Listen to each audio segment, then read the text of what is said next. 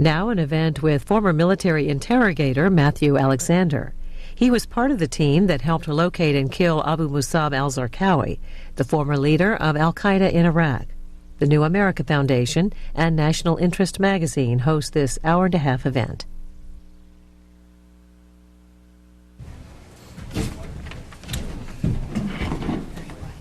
Thank you for coming to the New America Foundation. I'm Peter Bergen, a senior fellow here. Got a very interesting program for today. We're going to first start with Justine Rosenthal, the editor of the National Interest, who will talk a little bit about why she commissioned this story. And then Matthew Alexander will proceed and basically tell you about the major findings of his story. Matthew Alexander is a pseudonym. He's a former senior military interrogator in Iraq who was instrumental in the capture of Abu Musab al-Zarqawi, the al-Qaeda commander in Iraq, and has written a book on that, How to Break a Terrorist, I believe. And Matthew's email is howtobreakaterrorist@gmail.com if you want to get in touch with him. This is the cover story in the National Interest, a very good issue of the National Interest, not only with Matthew Alexander's story, but a great discussion of the various accounts of the Great Recession that we've just had by Liaquat Ahmed, and also a great debate between John Nagel of CNAS and Paul Pillar about Afghanistan. So with that, Justine, do you want to go ahead? Do you want to stand here, or you can do it from here? I'll do it from here. Okay, great. Thank you, Peter, for having both of us. This is one of those times where I was lucky enough to hit on a terrific story, and author who was a pleasure to work with, and a topic that just felt so ripe, because this detainee issue just is not going away, unfortunately. And we have someone with us who you have performed you have supervised over 1,000 interrogations, done 300 yourself, and was also wise enough to go out looking for better ways to do interrogations. And that was really how this story came to be.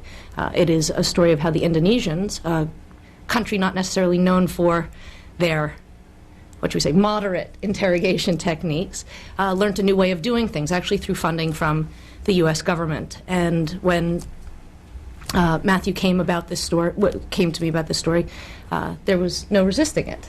And it was clearly also the cover. And I have heard from Matthew that people are saying that they've really learned a lot about how we might be able to do interrogations better and actually gain more information. And most importantly, turn them away from radicalization over the long term. And I think with that, you will do your subject matter far better justice than I will. Thank you. Stand up. Thank you for that. Let me start off by just saying thank you for everybody for coming, and for Peter for putting this together, and to Steve Cole, who's not here, but to the New American Foundation for hosting me, and to the organization which I am a fellow for right now, the Open Society Institute, which has given me the time and resources to actually go out and do the research, and to Justine and the National Interest for printing my story. Euripides, the great Greek playwright, wrote, "The force of words can do whatever is done by conquering swords." I believe firmly that we as Americans are more than capable of outwitting our opponents, terrorists, in the interrogation booth without using enhanced interrogation techniques. I have to expand a little bit on my background before I begin, because there's an important piece of the puzzle here, which is that I was a criminal investigator for the Air Force before I was an interrogator, lent to the Army. And so I was schooled in law enforcement techniques. And I grew up in those techniques in my professional career as an agent for the Air Force. And I had a mentor who was very good at teaching me how to use non-coercive techniques in law enforcement setting. And so when I went to the Army, I had a very unique background, having been a law enforcement officer and everybody else that was in my group from the Air Force, and then learning to interrogate the Army way. And I'm by far not the most experienced interrogator. I have done about 300, a little over 300 interrogations. I've supervised over 1,000. But there's people in the U.S. Army who have done 5,000 interrogations. What I bring is kind of a different background, a different set of eyes on this puzzle of how can we improve interrogators and interrogation techniques. Come with me for a moment to Iraq, 2006. It's the summer. It's the height of the violence. This is a few months after the Golden Dome mosque bombing. And Iraq is engulfed in flames. The body count every day is in the hundreds. And for anybody who was there, it certainly feels like a civil war is erupting around us. I'm in northern Iraq, and I'm a member of a Special Forces raid team. Myself and my interrogation partner, Mike, our job is to interrogate people at the point of capture, whether that be a house, a car, on the street, and get information in a matter of minutes. Where before this, I was interrogating in a prison, I had hours, days, weeks to get information. Now I have 10 or 15 minutes. Every single day, we go out on a mission to raid a house. A couple weeks after arriving, a couple dozen missions under my belt, we get a lead on the house of an al-Qaeda weapons dealer. This is the guy who provides all of weapons for al-Qaeda in northern Iraq. We throw on our gear, we race out the gate in our strikers. We come up to the house, the soldiers disembark, blow the front door off, race into the house, clear the rooms, and they capture an Iraqi sleeping in bed next to his wife in his pajamas. They call the interrogators. We come up to the room. I walk inside and I find Akram, a bookish, accountant-looking Iraqi man in his mid-40s, standing against his dresser with his arms flex-cuffed behind his back in his pajamas. And I approach Akram, and I go through the standard list of questions. How are you doing? I'm fine. What's your job? I work at a bank. Who lives in this house? Me and my family. His wife and young son and daughter are in a separate room being interviewed by my interrogation partner, Mike. Has anybody visited his house? No. Soldier behind me is going through the room at the same time. He's looking through drawers, under the bed, through the hamper, dirty clothes. No weapons. He walks by me. He says it's clean. Carries on. A lieutenant comes in from outside who's in charge of the mission, approaches me and said there's no weapons in the house. About that time I look around the room and I see something on the wall. It's a wooden cross. I look the other way, and in the hallway I see an oil painting of the face of Jesus. I look at Akram and I say, "Are you Christian?" He says, "Yes, I'm a Syrian." I look to my interpreter, Biggie, an Iraqi from the south of Iraq. He's a Shia, and he nods at me. Iraqis know these things intuitively. He didn't need to see the cross on the wall. I instantly realize we're in the wrong house. In Iraq, believe it or not, there's no numbers on the houses. It happens quite often. And so I say to Akram, "I'm sorry, it appears we're in the wrong house." It's a little bit embarrassing. And I know it's quite scary to have your house raided at night, to be separated from your women, your wife and your children. And he says, "Is my family okay?" And I said, "Yes, you can be assured that we're not going to harm them. We're not going to harm you. I'll pay you for the door that we blew off and the damage to your house. But the biggest thing I can offer you is an apology." I said, "But the problem is I'm looking for someone." He said, "I know. But you have to understand I have a family, and I have to protect them. I don't want to be involved." I said, "I understand that, but how long can you afford to not be involved? Every day al-Qaeda is clearing neighborhoods of Assyrians, of Christians, and of Shias. How long until you'll be a target of the next attack? So I'm asking you to work with me, an American, to try and make Iraq safe." He nods at me, he looks at the ground, he exhales, and he says, "Well, it's too late. You've already come in my house, so everybody's already going to assume that I am working with you." And he thinks about it for a second, and he says to me, 3 doors down the street on the left." We race out of the house, down the street. Within 2 minutes, a soldier kicks down the door to the house down the street, runs into the room, and captures the weapons dealer asleep on his living room floor. Within minutes, we've pulled out every type of weapon and ammunition and armament that al-Qaeda is using in Iraq, and we've just discovered the super Walmart of al-Qaeda weaponry. What did I learn from this experience? What I learned is that what you do in the wrong house is always more important than what you do in the right house. You go into the right house, you capture terrorists. You take one guy off the street, you might shut down a cell for a week, maybe 2 weeks. But at the end of the day, the violence will return.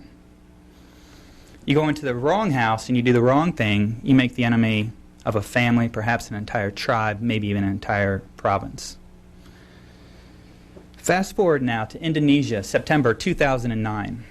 Detachment 88, which is Indonesia's elite counterterrorism unit set up after 9/11 by the U.S., trained and funded, has been searching for several years for a man named Noor Muhammad Top. Noor Muhammad Top is the guy who was behind the Bali bombings. He's the leader of Jemaah Islamiyah, the al-Qaeda-affiliated terrorist organization in Indonesia and Southeast Asia. He's also behind several hotel bombings in Jakarta, and he's been on the run for years. He's the #1 most wanted terrorist in Southeast Asia. The police, Detachment 88, get a tip. An associate of Top lives in central Java. Instead of rushing the house and raiding it, they send policemen, and they do undercover surveillance for a week, gathering evidence. After that, they capture the man, bring him in for an interrogation. And who do they bring in to advise them on that interrogation? None other than a man named Nasser Abbas. Nasser Abbas used to be the #3 guy in Jemaah Islamiyah. But after he was captured by the police and turned, he became an advocate against violence and now works for the police and advises them on interrogation strategies. He wrote a bestseller in Indonesia about why violent extremism is wrong. And Nasser Abbas, along with Detachment 88 interrogators, analyzed this young man and determined that the most important thing to him is his family and supporting his family. And that's why he joined JI. So they offer him money to support his family in his captivity, treat him with respect, never criticize him or his affiliation with JI, never use harsh methods, no enhanced interrogation techniques. They present him with the evidence that they've collected over a week, basic law enforcement approach in the Army manual. They call it We Know All or File and Dossier. And the man turns in a matter of hours. He tells the policeman the location of Noor Muhammad Top. They run to the house, and after a 6-hour gunfight, they kill Top. I highlight these stories so that I can talk about 3 themes. And those are, who are interrogators? How do we go about improving both interrogators and interrogation techniques? And how can we maximize interrogations to achieve our strategic objective, which is countering violent Islamic extremism? Who are interrogators? 80%, maybe more, of the interrogators on a daily basis who are interrogating al-Qaeda members or other terrorist suspects are in the Army. And the average age of those interrogators is about 22 or 23. They come in out of high school to basic training, then they go perhaps to a year of language school, maybe not, and then through a 5-month interrogations course. When they get to Iraq or Afghanistan or Guantanamo Bay, for many of them it's the first time they've ever been outside the U.S. It's the first time they ever talked to a Muslim or an Arab. Is that a bad thing? I would argue no. Our young people today, this next generation, are the perfect raw material from which to craft an interrogator. Why? Well, let's look at the 3 major mistakes we made early on conducting interrogations after 9/11. The first, interrogators didn't understand how our enemy organized, which is more like the mafia or like a criminal gang, not like rank-and-file soldiers. We didn't understand their culture and how that affects interrogation methods. And we were unprepared for the fact that in past conflicts, direct questioning and logical reasoning approaches worked 90% of the time, and that fell off dramatically. Yet, this next generation Americans are perfectly suited to address these 3 issues. First of all, this is the Facebook generation. Anybody here on Facebook? I know most people won't admit it. Al-Qaeda is organized like Facebook. It's not, you get recruited, you get signed up, you sign a contract, you progress up through the ranks. It's organized around social networking. I have a friend, I have a cousin. I know a guy who can get money. I know a guy who can get weapons. Maybe it's the same guy. Maybe he has a relative. Maybe you run into an old friend on the street you haven't seen in 10 years. Kind of like when that person contacts you on Facebook that you haven't talked to since high school. Our young interrogators understand al-Qaeda organization intrinsically because they grew up in this social networking culture. They're also more globally aware and culturally curious, I believe, than older Americans. Because of the internet, because of our global community, they're more likely to know about the tenets of Islam or cultural differences, holidays and festivals. And lastly, you're going to love this one. I suggest that they're better made for interrogations because they grew up with reality TV. Now, how many people here watch reality TV? That gets less hands every time than Facebook. What is it about this young generation in reality TV and their obsession with drama and emotions? Well, I don't know what it is, but I know that it's perfect training for interrogations, because in the interrogation room, emotions rage like wildfire. An interrogator has to understand the ability to use emotions and emotional approaches to appeal, especially to our enemies in this war, who were recruited based on emotional approaches. And the young generation gets that. So secondly, how can we go about improving interrogations, or interrogators and interrogation techniques? 3 things: training, resources, and research. We've improved the training, I can tell you. There is now, for instance, briefings on Islam, on culture in the Middle East, on history of countries. But those courses are typically taught by American soldiers or contractors who were former soldiers, not by natives.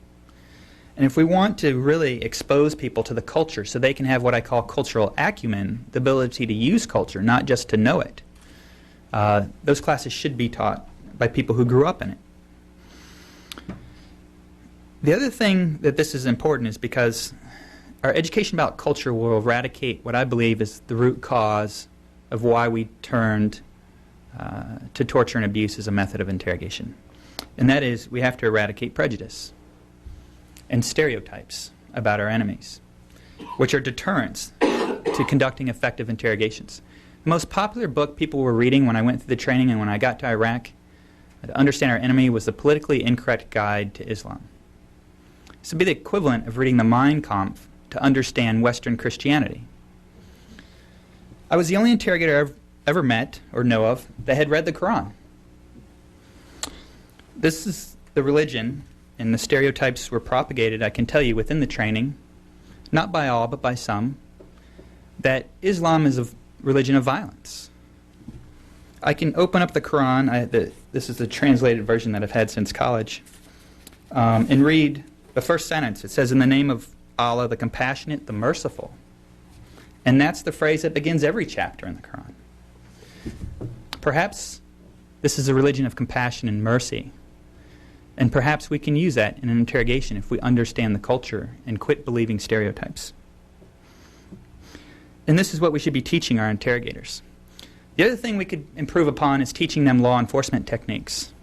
We could bring in detectives from NYPD or LAPD and teach them how to use things like prisoner's dilemma. I was surprised when I arrived in Iraq that interrogators didn't understand that if you catch 2 people on an act, you can put them in separate rooms and use their statements to play off each other. Anybody ever seen the movie L.A. Confidential? Great scene with Guy Pearce where he uses this technique. You can watch it every night on Law and Order or NCIS. But interrogators aren't exposed to these techniques. They're more than capable of learning them and using them. And last thing I would say is we need to put resources into interrogations. If you go to almost any, I went to 4 different locations in Iraq where we interrogated, and every single one was the same. The interrogation booths were merely 4-walled rooms made of plywood with cheap plastic chairs that would barely support your weight. In most cases, you could hear through the walls the interrogation that was going on next to you.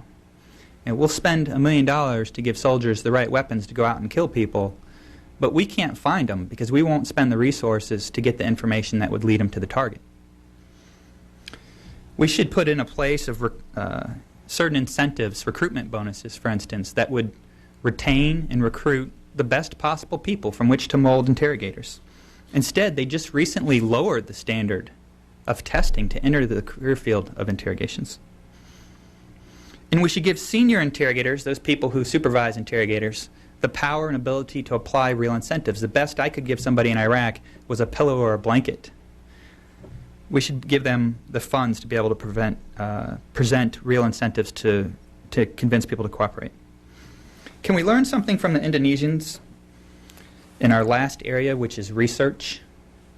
What are other countries doing with interrogation methods or analysis of detainees and terrorists that we're not doing? I present this figure, which is, I think you're right, the model of dealing with Islamic extremists when interrogating them from the Indonesians, which is a medical model. Study the target, diagnose level of difficulty, and then use therapy. Maybe that's a doctor getting a call. We preach something similar in our training, which is to analyze detainee, but we don't go into details about how do you analyze that person. Next, does this flip the slide? This one? Yeah. Look at the Indonesian model. They assess the level of radicalism. This is something I never saw, was exposed to in our training. Both, what is their motive and what is their role in the network? It's an excellent model for crafting an approach strategy by analyzing detainee, not based on stereotypes, but based on each individual and why they joined a violent group. And then look at this last model that they use. It's very specific. It addresses all the different reasons somebody may have joined and what role they have. I especially like this one down here, which in my experience was the most important, personal problems. Most people I found in Iraq, I can tell you, I never met the diehard jihadist who had joined out of ideology. Maybe one, a 12-year-old boy who had been brainwashed by his father. I met a lot of people who had joined al-Qaeda because they needed protection from Shia militias and reprisal killings. People who had joined because they were worried about Sunnis' access to oil wealth in the future. And a lot of reasons, but none of them were religious-based. And that's not to say that there aren't hardcore jihadist members of al-Qaeda who did join for ideology. But I'd also argue that they're the easiest to interrogate because they're the most emotional. Interrogators are an underutilized weapon in countering violent extremism. We're used to gather tactical intelligence, stop the next terrorist attack. In comparison, Indonesia has turned interrogations into a strategic weapon. Not about stopping terrorist attacks, although they'll do that if they get that information, but into stopping the recruitment of future terrorists by turning detainees into advocates against violence. And they've done this successfully with numerous mid and high-level Jamaah Islamiyah leaders. We should learn from their experience. But to do that, we have to put the right resources, the right training, and the right research into interrogations. We have to quit seeing interrogations as a skill and see interrogators as a profession. We have no professional organization of interrogators. There's no American Bar Association or American Medical Association for interrogators. Why can't we get those resources when everybody argues that this is a very important weapon in this conflict? You know, Nord Muhammad Top was found and killed by interrogations, Saddam Hussein was found through interrogations, and Zarqawi was killed through interrogations. We have numerous successes to prove our worth, but we can't get the resources. Is it because we don't build anything? We don't have the lobbying muscle to produce jobs? I'm not sure, but I think it's an issue that needs to be addressed. I am completely confident that if we give interrogators the right resources and train them properly, they will win the battle of wits, and that they will return exponentially on the dividends that we pay to them, not in just stopping terrorist attacks, but in choking off the terrorist lifeblood, which is new recruits. Thank you.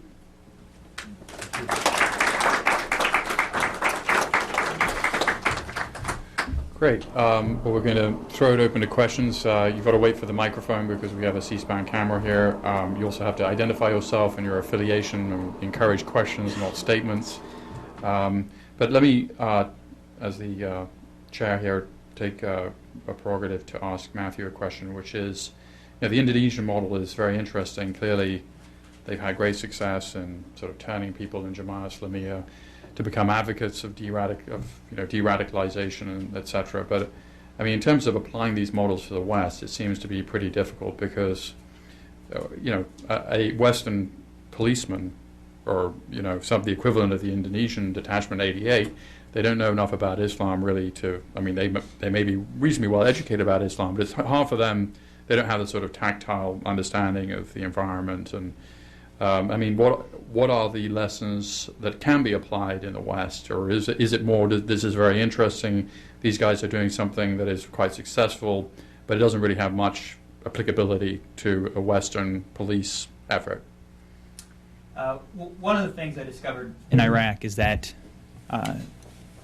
first of all, and this is well known by interrogators, is that even radical Muslims typically consider Christians people of the book, and even Jews to be people of the book.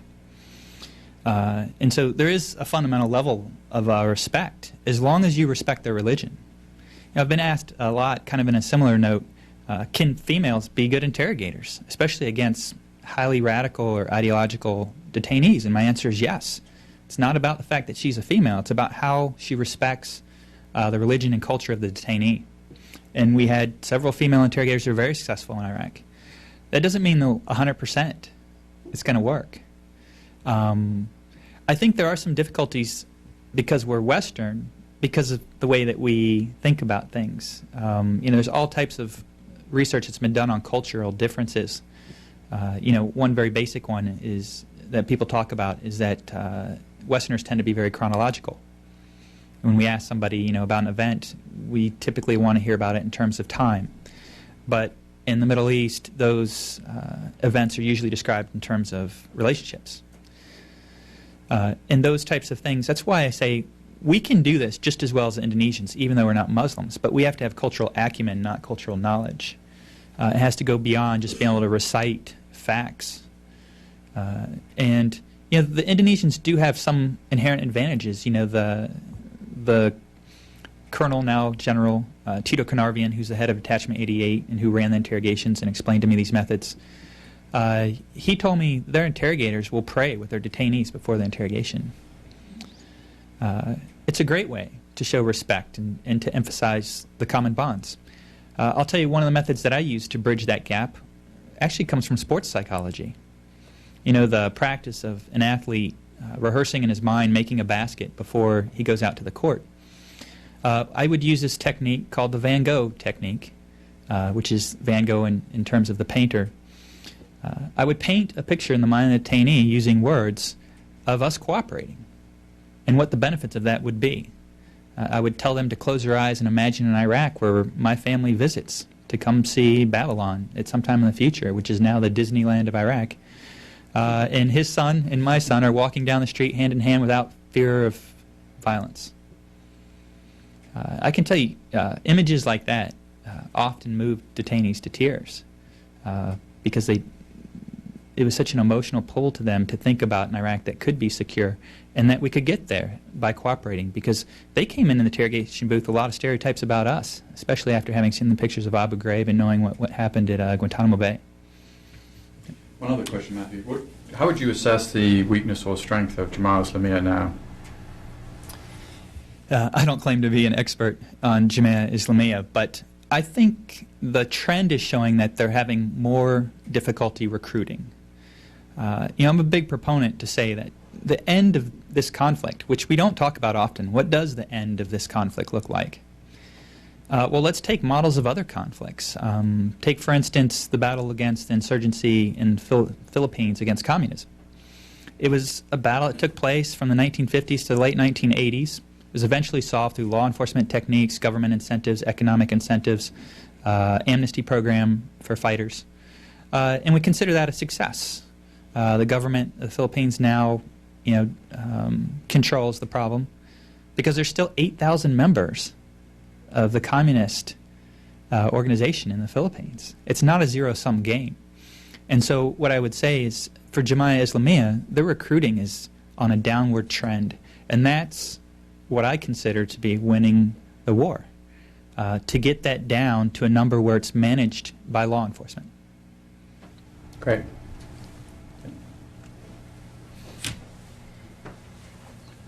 Hi, Eric Goldstein, Human Rights Watch.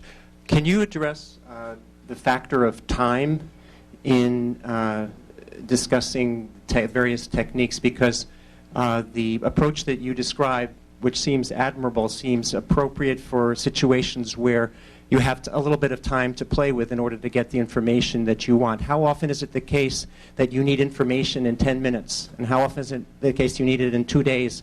Or how often is it that you want information over the course of a week or two? And how does that affect the techniques that you describe? Yeah, one of my favorite questions, the ticking time bomb scenario. I mean, what do American detectives do when they're dealing with gangs and they interrogate, catch somebody and they interrogate him, knowing that if they don't get information very quickly, that person's dealer or supplier is going to move, knowing that they're captured? We dealt with this every day in Iraq, especially when we were hunting down Zarqawi and the leaders behind the suicide bombings. The first guy described in my book that we interrogated, Abu Ali, had been captured literally 15 minutes after blessing suicide bombers to go out and kill people. And if gotten there 15 minutes earlier, could have saved hundreds of lives. We dealt with that every single day in Iraq. We consistently captured guys who knew where future attacks were going to take place. If you could argue that enhanced interrogation techniques work and they're effective, would we have used them? My answer is no. If I knew that torture was effective 100% of the time, I wouldn't have used it. Why? Because every one of us in that prison where we handled foreign fighters listened day in and day out. Foreign fighters said that the reason they came to Iraq to fight was because of the pictures of Abu Ghraib and knowing what happened at Guantanamo Bay. You know, some people say, well, what about the fact that we've been attacked before that happened? It's not a matter of are there people that will attack us. There always will be. The last 4 presidencies, we've always endured terrorist attacks. It's a matter of levels.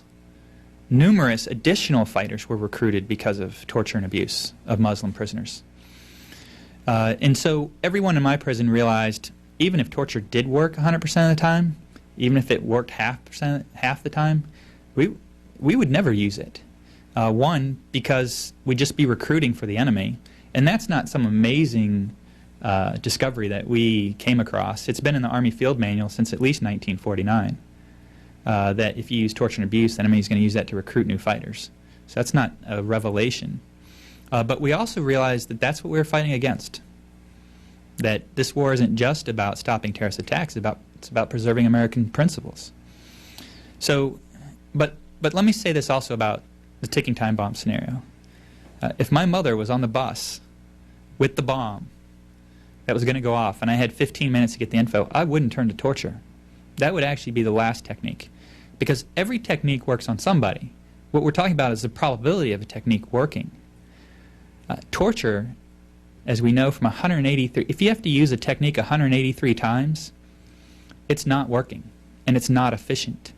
I would refer, what I did in the field when we had to get information very quickly is I went to law enforcement techniques. I went to prisoner's dilemma. I went to those type of techniques that police have been using for decades in that same scenario. Because they give you the best probability of success. What are the outer limits of what you can do with the Army Field Manual? What's the most you can do? So, the Army Field Manual, which I believe is actually a very valid and great document for interrogation techniques, but it's never been scientifically studied. We're just now starting that. Colonel Kleinman, Steve Kleinman, who's one of our most experienced interrogators, is working with researchers to evaluate the techniques as they're being used. But the field manual will allow you, and there's a line in there that says you can use psychological tricks, ruses, and ploys that allow you to use, that line allows you to use law enforcement techniques. People say, well, the Army Field Manual outlaws law enforcement techniques. That's not true at all. You can legally use law enforcement techniques under the Army Field Manual, and they're non-coercive. And we've been using them. The problem is the only people who are using them are those people who have law enforcement experience backgrounds. There are gray areas in interrogations. I'll give you a perfect example. In fact, this just came up recently. You can't threaten a detainee. We all know that. And I think that includes indirect threats. But can you make a statement of fact? If a detainee, if you catch a detainee making bombs, suicide bombs, can you show them the Iraqi Penal Code, which states that the punishment for participating in suicide bombing operations is death? That is a statement of fact. That's the law. You can do that in a U.S. criminal interrogation.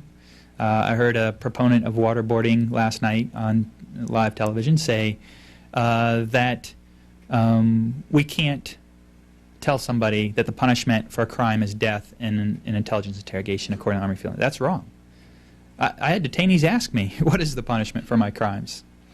That's not a threat. That's a statement of fact. That's very different than a scenario where you tell a detainee, if you don't cooperate, I'm going to put your face on a poster that says you cooperate with the U.S. forces and I'm going to post it in your village, and you can guess what's going to happen after that. That's a threat to him and his family, knowing that Al-Qaeda will conduct reprisal killings. So what's my standard for these gray areas? The golden rule. If I would consider it torture or abuse, or what is actually the minimum standard, which is cruel and inhumane, degrading treatment, would I use it if it was being used against my own troops? And that's my bottom line. Matthew, how much do you think this is still going on, enhanced interrogation techniques? I mean, what do you think is the bottom line? I think we've learned from our mistakes, but I think there is still a resistance within the intelligence and interrogations community over what the law says and what people should be allowed to do. The Army Field Manual still allows us to separate people indefinitely in solitary confinement. It still allows us to put people through sleep deprivation. It doesn't even prohibit stress positions. So I would say that we can say now that we don't torture people, but I'm not confident that we can say that we're meeting the minimum standard, which is humane treatment. But let me add one more thing to that, which is you have to realize that the large majority of interrogators would never torture or abuse somebody even if they were left alone in a room with a detainee and there were no rules and nobody was watching. And then there's a very small amount, let's call it 5%, of people who would do it with the rules, with supervision. Because there's a criminal element to every population. We know that. It's that middle group of people, that middle 30%, 20% of interrogators who would do it if there wasn't a rule or correct supervision. And that's what we're trying to target. Back. I'm Douglas Norrell from Catholic Relief Services, and we're in a very different kind of work than you are. But I would say that I'm very impressed with your philosophy of interrogation. And where there is a point of synergy is that we're involved in conflict resolution around the globe, and part of that is fighting prejudice, which was a key part of your presentation. Two questions. One, would it be more helpful in describing kind of people that we're talking about in terms other than Islam? Instead of saying Islamist extremist, why not just say radical extremist? Or why not say pseudo-Islam extremist? Because if, as you say, the principles that these people follow are totally inconsistent with the Quran, how do we then recognize them as being Muslims? I think it's beyond the pale of what a true Muslim would be. And the wider question is, it takes you a little bit beyond your own realm, but how can religion in any way be an asset in conflict resolution instead of a divider? Most of the time we spend talking about how Judaism, Islam, and Christianity are different instead of talking about the common ground that they have as all people of the book, as children of Abraham. On your first question, I think, yes, we should differentiate. You know, we're smart enough to differentiate between the difference in different terms of violent extremism. You know, we have white supremacists and extremists in the United States who conduct terrorist attacks. As Tom Parker from Amnesty points out, the only person ever come close to actually to building a dirty bomb was white. And may have even set it off had it not been for the fact that his wife shot him. Now, I'm not suggesting we should recruit a bunch of wives and arm them, but I do think that language is important, extremely important. From somebody who's been in the field and supervised interrogators, I can tell you that the words that are used at the top are interpreted literally at the bottom. And impressions can make a very significant change in people's behavior in the field. The last commander I worked for in Iraq, who took over the raid team right before I left, walked in, gathered everybody in the room the first day, and said, I came here with two things, and I'm leaving with both, my father's last name and my integrity. No one ever questioned the fact that we would treat everybody humanely. It was never an issue. I do think that language is important. I'm not opposed to your idea that maybe we should just call terrorists what they are, which is violent extremists who happen to be misusing the title of Islam. But at the same time, I do understand the reality, which is that the people that attacked us on 9/11 were Muslim. And that does define some of our enemies, the majority of the terrorists that we're fighting in this current conflict. And I think to ignore that fact would do ourselves a disservice, because we do need to identify who are the people and why do they join these violent groups. As far as religion being an asset, one of the stories I tell in my book is about how one of the detainees, who was actually a religious imam that recruited from a mosque, so a very religious man, and the way I built a bond with him that encouraged him to cooperate was by trading stories from the Bible and the Quran. He told me the story in the Quran is his view of how the Immaculate Conception, which was different from the story that I had learned growing up, and we traded the differences in those stories and found it to be a point of common interest in bonding. So I do think we can leverage that, but I'd be a little careful of that, and here's why. What about soldiers that are atheists, or that are Buddhists, or that are humanists, or fall outside those three religions? I think we should be able to bond on our common humanity as well as our religion. And maybe that should be the floor that we use to come together, and not just religion.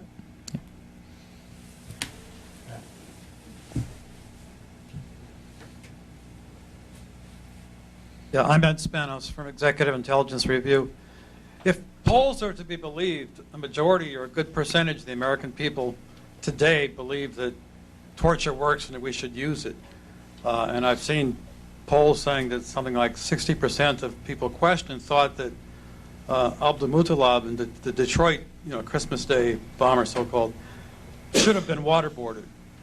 This is really a dramatic departure from our traditions as a nation, even our military traditions. I mean, what do you attribute this to? How would you explain this? I feel like it's a little bit of a loaded question, which I recognize as an interrogator. Is it that people who support enhanced interrogation techniques have effectively argued that those techniques kept us safe? I think is the real question. And I would say they've made a very loud argument. I would say that they haven't made an effective argument. Anytime you hear anybody talking about supporting enhanced interrogation techniques, keeping America safe, there is never a reference to the long term. It's always about stopping the next attack tomorrow. There's never any addressing of the longer term issue, which is terrorist recruitment. Which is, we can stop terrorist attacks for the next 300 years. We can play that game of cat and mouse forever. That's not gonna end the conflict. What I think is there's a misperception in the public about two things. First of all, is the competency of our interrogators. Imagine if you went to infantry troops and you said, "I'm sorry. I mean, I know you guys are trained to take hills, but we just think that Al-Qaeda's better fighters than you guys are, and so we're going to allow you to use chemical weapons." Now, I don't know a professional soldier that wouldn't be offended by that type of offer. And I can tell you all interrogators, every professional interrogator I know in the military, is offended by the fact that we need to be offered enhanced interrogation techniques to be able to do our job. They're not enhanced. We can do our jobs just fine without an exception to be able to break the law. And it's a lack of confidence in our ability that I think is driving this partially. And the other part is that it's not a static art. We don't have to successfully interrogate every single person that walks in the interrogation room. A soldier doesn't shoot every person with every bullet. Interrogations, some of them will fail. We accept that. There's more than one way to get information. No single person in Al-Qaeda holds all the information. As we learned on the route to Zarqawi, there were several guys who we never got to talk. We went around them. We made our methods better, we improved them, and we applied good old American ingenuity within the law to come up with better methods and achieve our objectives.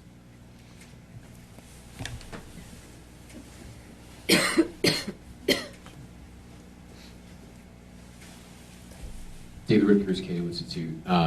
Just curious, I know that there's 19 approved methods in the Army Field Manual, and you've alluded to some law enforcement techniques. Could you just give us a sample of specifically what techniques you would like to add to the manual, and what, with the example of the threat versus statement of fact, what sort of clarifications you think need to be made?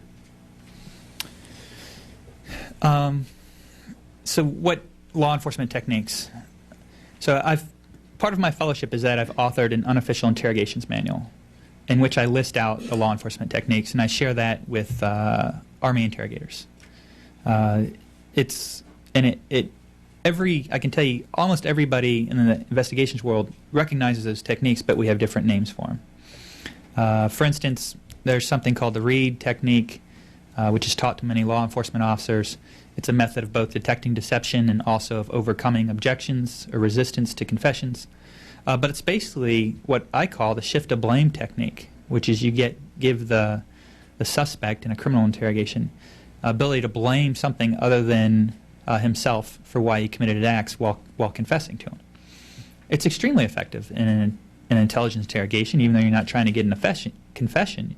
You can shift the blame off the detainee, which then provides them a guilt-free way to provide intelligence information. That's an example. But we don't have shift of blame technique in the Army Field Manual. There's a line in there that does talk about not pointing out the faults or the crimes of the detainee, but that we don't describe that technique and how to leverage it. Prisoner's dilemma is another one that I talked about, and there's others. How do we clarify what's a threat and an indirect threat? I'm not sure we can ever specifically put that into writing other than to say the golden rule, which the manual already says. It already tells us to consider that, to consider the methods that we're going to use if they were used against our own troops. How would we believe if there was a threat or indirect threat? The JAGs, that's the lawyers that advise us in theater. When we go to them with a technique and we'd say, is this legal or not legal, they would use this phrase, which is, you can't put the dagger on the table. I don't want to criticize that, but I would say you can't put the dagger under the table either. An indirect threat is the same as a threat because it's coercive. You're trying to intimidate the detainee to give information through threatening their physical security. That doesn't mean you can't, as I said before, make statements of fact and explain the judicial process to people. I think you can do that. That's part of the process, and they should know what it is. But I think ultimately we have to trust what's already in the manual, which is the right way, is the golden rule.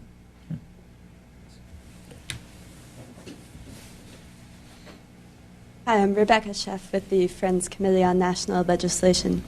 Could you speak a bit about what it would take to put safeguards in place and ensure a cultural shift to promote humane treatment of all detainees? Would it be something like revising Appendix M of the Army Field Manual, or codifying the Golden Rule, or creating a commission of inquiry for past abuse, or another alternative? Thank you.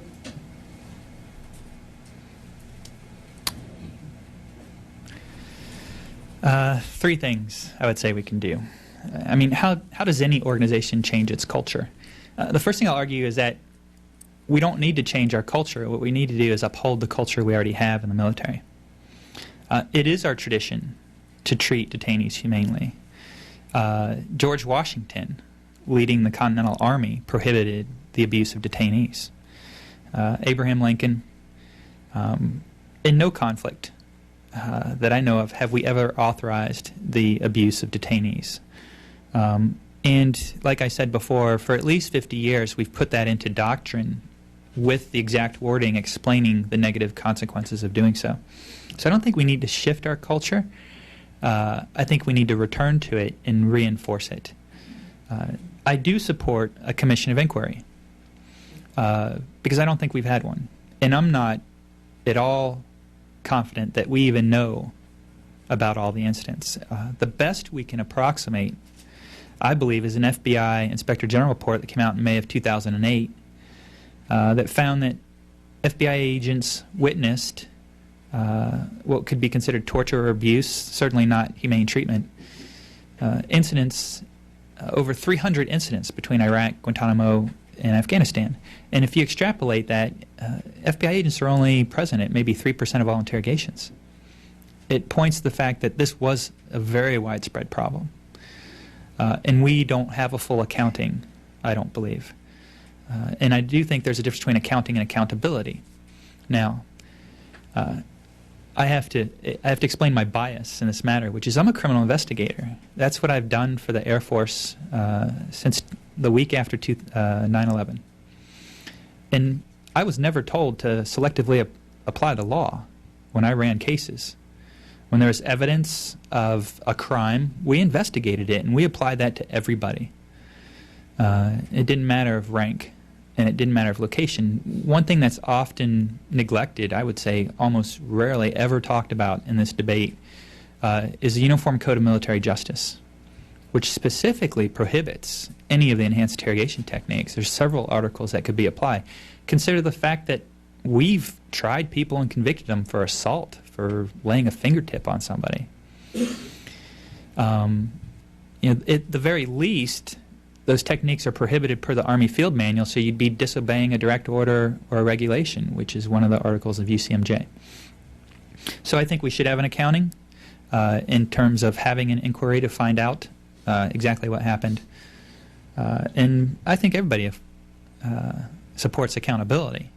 I think one of the most interesting arguments or ways to look at this is go back to look at President Clinton's impeachment and look at the quotes for who called for accountability and the rule of law then and what they said about how important it was to a society. The last thing I'll say is that this is also a leadership issue for the military. And I do believe, will be doomed to repeat the mistakes if we don't hold people accountable. But I also think we owe ourselves within the military an accounting of leadership and what it means. There's very few instances of officers or senior enlisted people standing up and saying no to techniques that were clearly in violation of their training in their ethics and in our code and our regulations. Very few instances. And I think we need to go back and adopt, I don't want to say make new training because it's in the training. Maybe we need to re-emphasize that in the training from a leadership perspective, how important it is to say no to unlawful orders.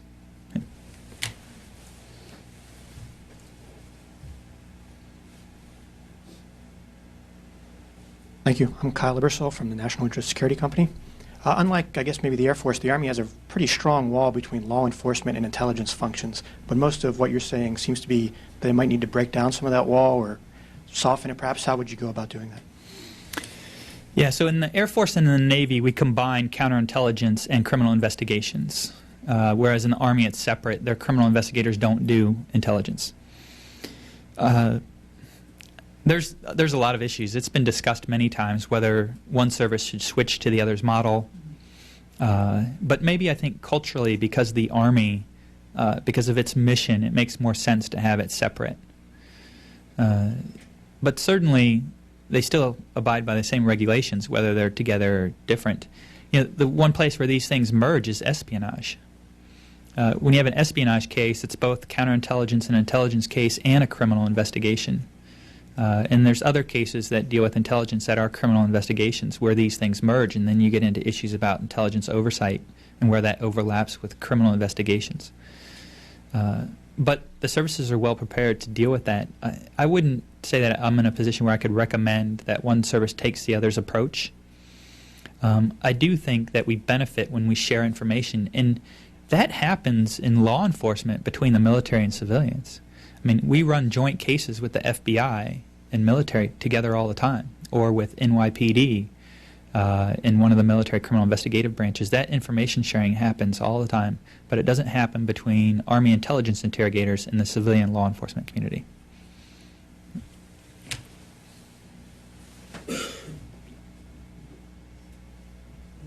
My name is Elizabeth Smith Brownstein. I'm a retired television producer.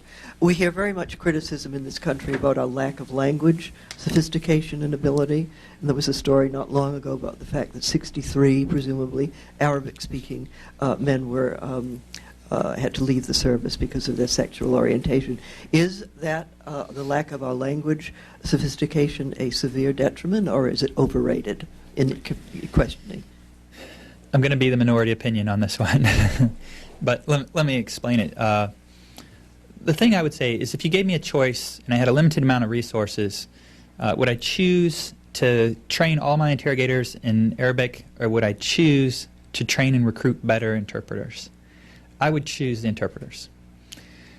I had a team of 12 interrogators, some of whom had been through a year of Arabic training. They couldn't interrogate in Arabic. In Iraq, there's 14 dialects of Arabic.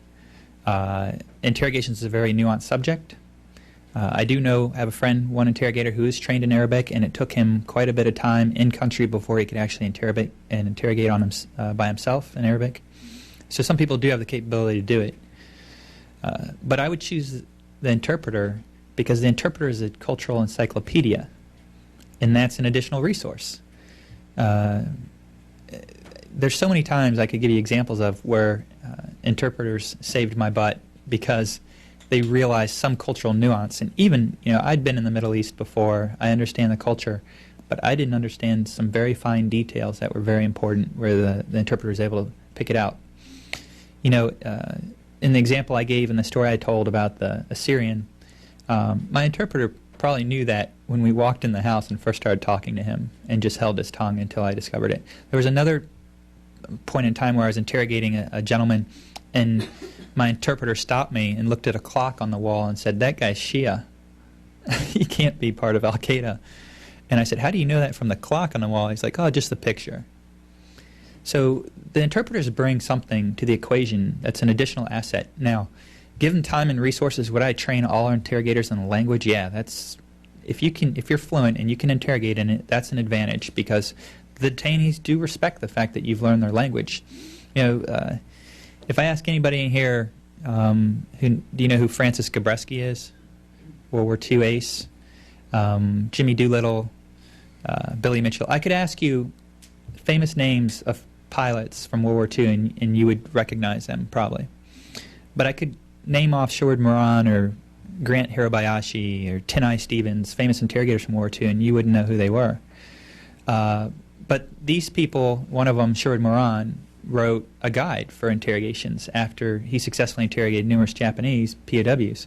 And he said that everybody should be a trained linguist because there's an innate ability, once you understand the language, to understand the culture. I don't think that's a requirement, but certainly it's a help. Yeah.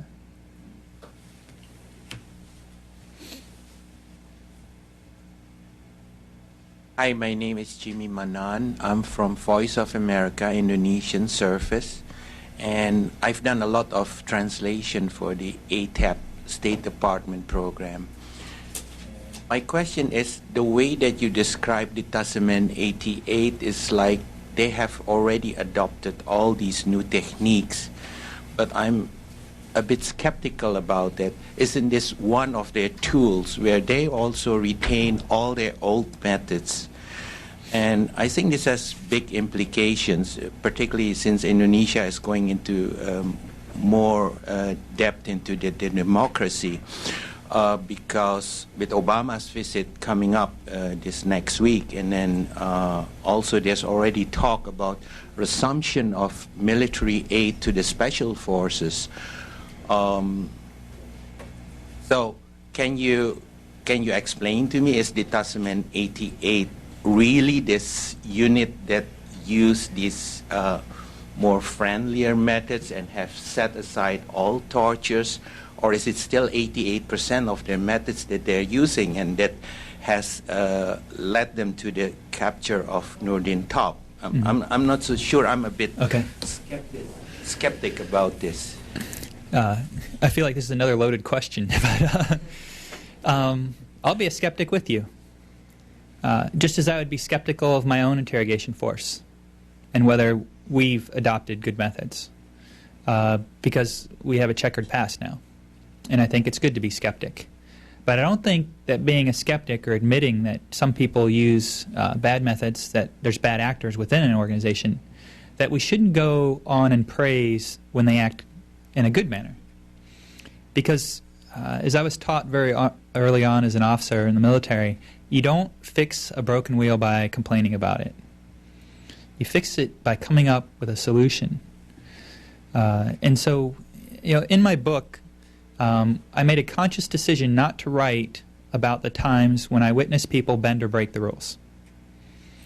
And because I knew that if I did that, everybody would read my book to read about torture. And it'd be talked about, like an Abu Ghraib scandal. What I wanted people to focus on is how do we improve the methods? How do we do things right? What are the success stories? And that's why I wrote about Attachment 88. I'm aware that people have concerns that in other instances they haven't always used those techniques. I don't know. I can't tell you that I have any knowledge of them doing that or not doing that. What I can say is I wanted to highlight when they did something well. And if we put the positive incentive on the effectiveness of doing things the right way, I'm convinced that it will help things change. Men like Tito Carnarvon, who came up with this method and who are explaining it and helping us to advance the methods, really are leaders. And I think we have to concentrate on their positive attributions to the field of interrogations to promote good behavior. Yeah. While she's making her way there, you talk in the article a bit about Afghanistan, and that Afghanistan is going to be entirely different in terms of interrogations and the kinds of enemies we're facing there. That's clearly the designated next battlefield. So why is it that you think it's so different? Yeah, I haven't been in Afghanistan, so I have to kind of qualify that. I'm going off other people's expertise, which is just that there's more diversity in the reasons why people join the Taliban or Al-Qaeda than in Iraq. And that diversity can vary by valley quite significantly. And so the incentives you apply have to be much more varied. Whereas in Iraq, the Sunni awakening, the Anbar awakening, was facilitated by reaching out to several very prominent Sunni sheikhs, that might not be as easy in Afghanistan, wherein you would have to reach out to a significant larger number of players to make the same type of advances. And so that's why I think when we're talking about applying incentives in the Indonesian model, it's not a one-size-fits-all. But I can tell you that there is something universal about interrogations, and that is people have motivations for why they join a group. And you have to understand those motivations and then apply the proper incentives if you're going to get them to change behaviors. And that is universal. Francesco Barbacci with the International Institute for Strategic Studies. My question actually touches exactly on that point. I think one of the main reasons you see ongoing support for enhanced interrogation is a belief, wrong or right, that there's a limit to the effectiveness of standard interrogation. In other words, if you're interrogating a hardcore Al-Qaeda operative, he's loyal and will be harder to sway through normal techniques. Correct me if that's wrong or a wrong assumption, whatever. But that leads to kind of a two-part question. Are there limits to standard interrogation? And if so, can those limits be overcome by enhanced interrogation, or is that just as limited, or are enhanced interrogation techniques just as limited in their goals as standard interrogation techniques? Well, the problem, first of all, is semantically, they're not enhanced interrogation techniques. There's nothing that's better about them than regular interrogation techniques. Can we say coercive interrogation? Yes, coercive.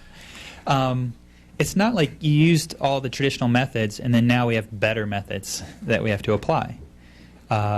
It's like I said before, every technique has a probability of success. And that success is dependent upon the interrogator's skill and the applicability of that detainee. You can have the best interrogator and the best technique, and it might not work. Just like a soldier can have the best gun, be the best trained, and miss a target. So I don't think we can say like that the traditional approaches get up to a certain level and then they don't work, then you would use... I'm sure there's numerous examples, and I know this because it basically ends up being a default bad cop, good cop, where they used coercive techniques, they didn't work, and this is how we found Zarqawi. We used harsh methods, they didn't work, and then it was the relationship building approaches that did work. So maybe we should call the relationship building approaches the enhanced interrogation techniques. Can you tell the audience in sort of capsule form what actually did work to find Abu Musab al-Zarqawi? So the way we found Zarqawi is we caught a group of men in a farmhouse who were about to stage equipped suicide bombers, and we brought them back to the prison. And there was one guy in particular who we focused on, a guy that I call Abu Haider, who was basically, anybody here seen Silence of the Lambs or the Hannibal movies? This guy was the Hannibal Lecter of Al-Qaeda. I mean, in demeanor, in posture, he spoke with a British accent. He sat back very casually, and he's very manipulative, very intelligent. Had even studied, as he told me, the art of logical reasoning and argument persuasion. And the original interrogators tried control methods. And by control methods, I mean that their basic approach was pride and ego down. Strip down his ego, make him feel like he's not able to resist their methods, they can dominate him, and then force him to cooperate. They tried that for almost 3 weeks and it didn't work. In fact, he maintained the whole time that he was just told to bring a video camera to this farmhouse and he didn't know why he was showing up there. He thought it was a wedding.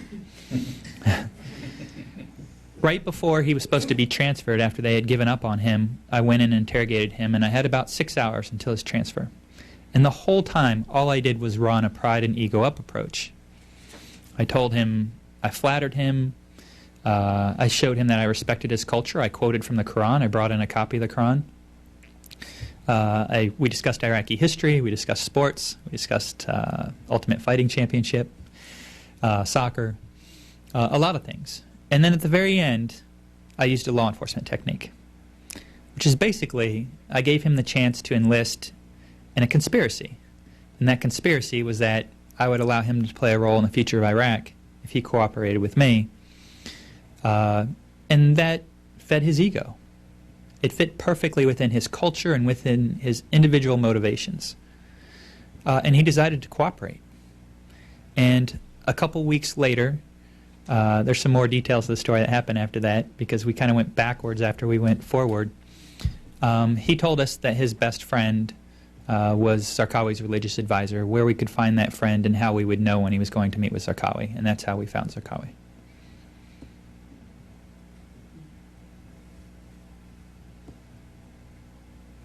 Hello, thank you for your presentation. It was very interesting. My name is Andrew Reedy. I'm a graduate student at George Washington. However, my question is unrelated to my experience. I have a friend who's going over there in the capacity of a counterintelligence staff NCO with the Marine Corps. What advice would you have for someone in his position who has just finished, he's just finished school, and he's going over there for the first time after a bit of language training? So maybe a directed advice towards him that I could pass on. Interestingly enough, night before last, I was at Army Reserve Interrogators course, telling students soon to graduate who may deploy in the near future some advice, words of wisdom, if you will. It was similar to the speech you heard today. But I also told them, trust your training, because I believe in the military training. I think it can be improved, but I do think that we do a good job of stressing ethics and abiding by the law and fighting in accordance with our principles. But the other thing I would say is go over there in the attitude that you're going there to learn something. John Nagel calls this the the learning environment, the learning army. And our ability to learn faster than our enemies is an asset. If you go over there with preconceived notions about who our enemies are and how they fight and how they're organized, then you'll be static. And you should go over there with the mindset that you're over there to learn something while you're doing your job, and that you're going to use that knowledge that you learn while you're there to improve your processes or your techniques.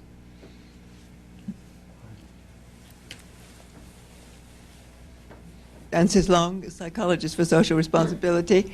I'd be interested in when you promise something to somebody like this man, they pride up and you go up, and I'll offer him the chance to list.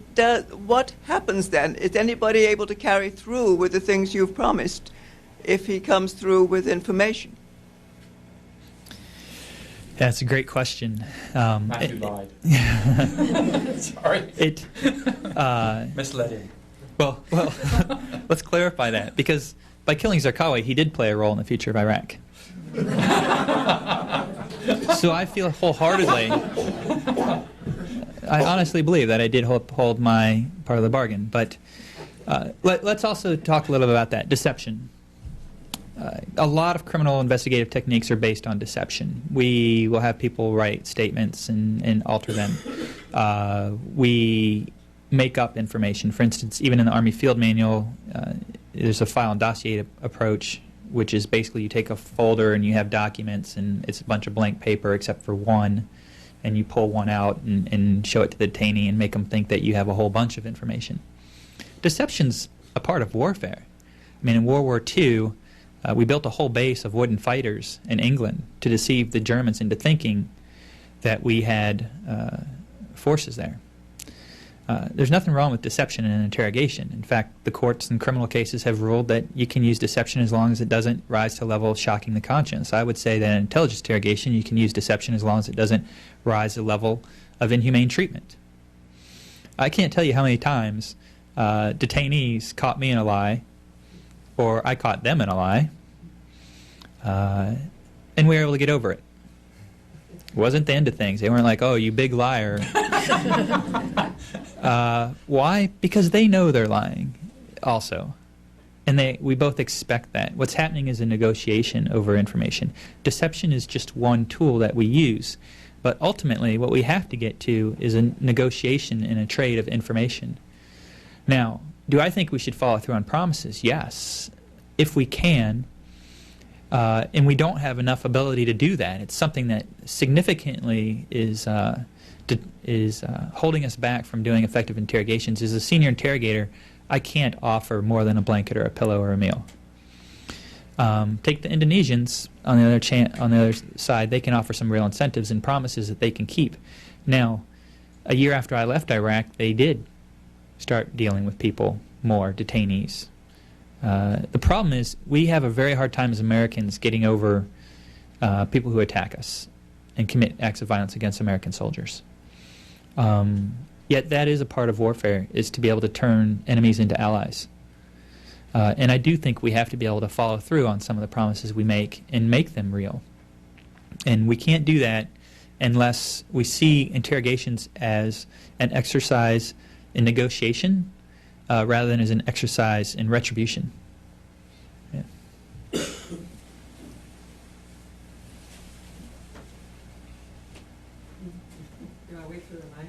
Yeah. Oh, hi. Ann Crittenden, I'm a writer, and I've written a play about some of these issues. And I'd like to get back to a general question of how effective, who are you reaching with this message, this very powerful message, really? How do you think you're affecting the course of our behavior? And specifically with the likelihood there will ever be any kind of accounting, and two, the influence on the policies of rendition, which I understand are not renounced and may still be ongoing. The latter question, rendition's a topic that I'm not, I've never really engaged in or had anything to do with, and I oppose it simply because I think it's against the law, and I think it's wrong. But it also, I think, just violates our principles that, and plus, I think we should just have the courage. If we detain people, then we should detain them and process them and be the ones that are responsible for them. Do I think the message is reaching people? Yes. But how many people is the question. Most polls, you had a question earlier about polls. I wanted to address something. The polling is actually extremely dependent upon the wording of the question. We know that if we phrase a question that says, do you support enhanced interrogation techniques if it keeps Americans safe, that the large majority of people will say yes. But what's loaded in that question, you talk about loaded questions, is that they work, or that they don't recruit new terrorists that down the road make us less safe, or that they're enhanced interrogation techniques and not torture. So the polls... You quote this morning that the current administration is soft on terrorism. Yeah, there's no soft or hard in this argument. There's effective and non-effective. And those arguments have to be made from both the short and long-term perspective. And so what I would say is, are we reaching people? I think yes, and I can only go by my personal experience that people have come up to me and said, you know, I've had some people say, I think we could use enhanced interrogation techniques sometimes, but you know what, if your methods work better and faster, then I'm okay with giving up on those. That's fine, I think, as a Band-Aid, but the question goes back to why do we torture? I mean, why would somebody torture another human being? And I think that goes back to prejudice. And that's what I think is the long-term fight in this argument, is how do we eradicate the prejudice? Because we didn't torture people after the attack on Pearl Harbor, even though other attacks were imminent.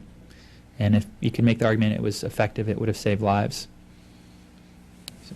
Okay, we're going to take just questions bunched together because we're almost out of time. So you have a question back, sir? And then you have a question. Thanks. Since the debate over torture surfaced in the United States after 9/11, it seems that there's a growing class of former interrogators or current interrogators like yourself who take positions on whether torture works. And they lined up on both sides of this issue. And I'd like you to diagnose the divergence here. What explains it? Is it more your emphasis on the long-term effects of using torture, or is it that the interrogators who've lined up on both sides of this debate have had very different experiences and honestly feel differently about whether it works in the short term as well? Okay, and your question? Very much. I'm Rachel Neild with Open Society Justice Initiative, and I wanted to ask if you had any thoughts about the lessons from your own experience in a slightly different arena, which is that of trying to detect and deter people in the process of radicalization within our countries. Jihad Jain was on the front page of the Washington Post this morning, and I'm doing work in Western Europe where we're looking at ethnic profiling and the role of a focus on religious practice, Islamicism in particular, in efforts to detect persons in the process of radicalization. And we've been quite critical of what we see as an excessive and stereotypical focus on religion, both in sort of looking at behavioral patterns, but then also when people are brought in for any kind of questioning, they're often asked a great deal about their religious practice.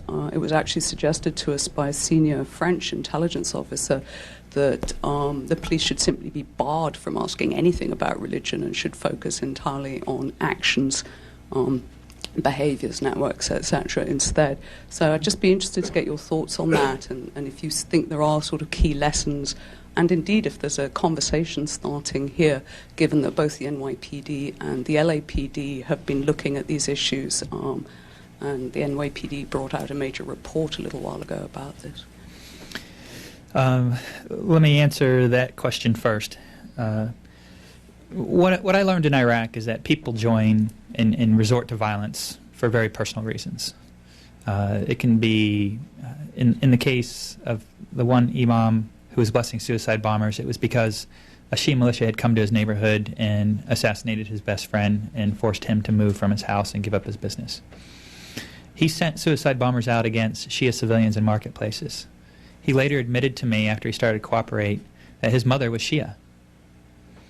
Imagine the feelings he must have had inside that he had to overcome to be able to participate in that type of activity, it was extremely personal to him because of the assassination of his friend, because of the loss of everything in his life and his pride and his honor and being able to support his family.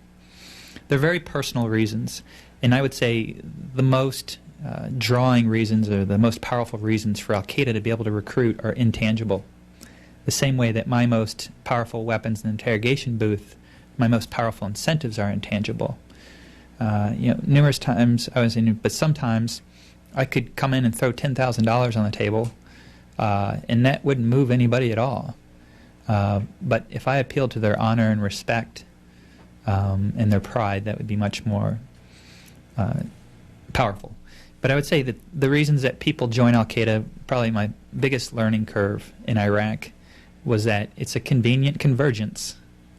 As I told General Casey when he visited our prison, he asked why do people join, and an intelligence officer gave him the standard appeal about Al-Qaeda ideology and the reestablishment of a caliphate and Sharia law and what have you. And I disagreed. I said that there's this convenient convergence of a lot of different factors, from social, economic, some religions, but they're all very personal factors to each individual, and they're aligning. The first question was, why do professional interrogators differ on the opinion about whether or not torture works? And the reason why is because we differ over the definition of what of the word works. If you're talking about short term, I know someone who was Special Forces in Vietnam. He's participated in a lot of clandestine operations, and he told me a story of when torture did work. It's a very brutal story, but it worked, and he got the information he needed, and he saved somebody's life. And he'll now tell you that he should have never done it, and the costs of using it in the long term far outweigh. I mean, it's the French experience in Algeria. This isn't groundbreaking stuff where they stopped terrorist attacks but lost the support of the population. So we differ because we're differing over the term works. Every technique works on someone. Handing somebody a stick of gum will get somebody to talk. I guarantee you there's somebody in the world who will talk if you hand them a stick of gum. The question is probability. And when you assess that probability, you have to look at both the short and long-term effects of using those techniques. Great. Well, thank you, Justine. Thank you, Matthew. That was great. Thank you.